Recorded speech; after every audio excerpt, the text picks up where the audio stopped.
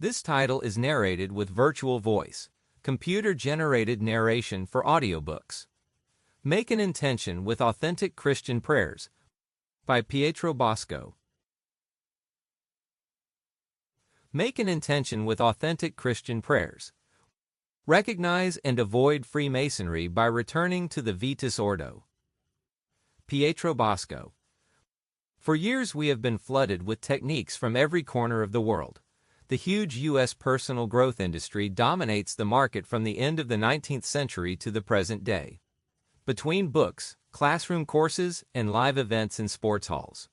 But as if that weren't enough, from the other corner of the world, the Orient, we have imported any spiritual beliefs and practices that, not being part of our tradition, we consider superior. All this at the expense of our roots and our blood. Over the decades we have lost contact with our ancestors, our history and culture. We are a people in constant search of magic formulas, which are often nothing more than packaging of what is already available to us, but which we blindly do not see. Thus we lose the connection with ourselves and the blood that flows through our veins. The resulting identity crisis obviously generates an inner conflict that we often don't know how to resolve, with often irreparable consequences. I myself for years have been a big fan of growth techniques and strategies to improve my life.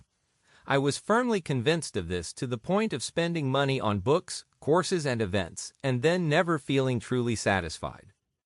Those were the same years in which I almost proudly called myself an atheist, and hated everything related to the Christian religion. With only the sacrament of baptism and First Communion, both obtained at the behest of my parents, I remained for over 25 years without going to confession. I also avoided Mass on anniversaries to which I was invited. Obviously, I considered the Eucharist a simple piece of bread. It didn't cross my mind to pray. On the other hand, however, I began to practice yoga and meditate according to the dictates of Oriental cultures and traditions. Then, almost by chance, I approached the Christian faith again, also thanks to a miracle that happened in my family in a moment of great desperation.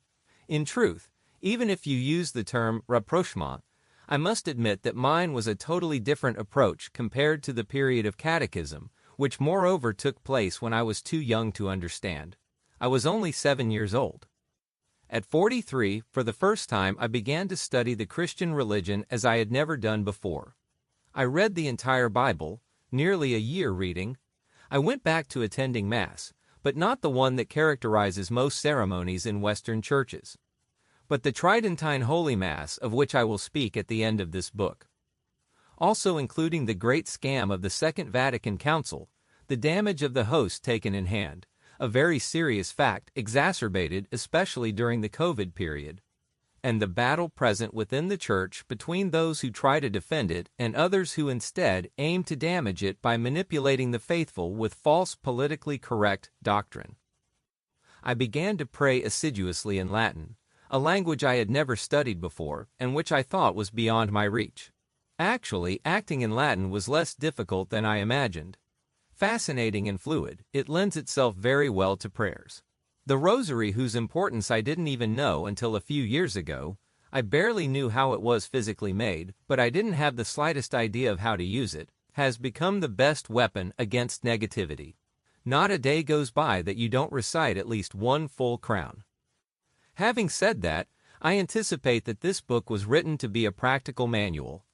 I'll reveal to you how the manifestation of an intention is not the exclusive prerogative of the personal growth industry, almost always headed by Freemasons. Nor is it an invention of Oriental gurus. Indeed, it is part of our culture or our Christian roots.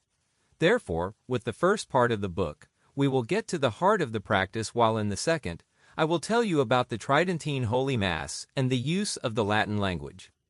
I will also warn you about false representatives of the Church. First part: what separates Christianity from other religions?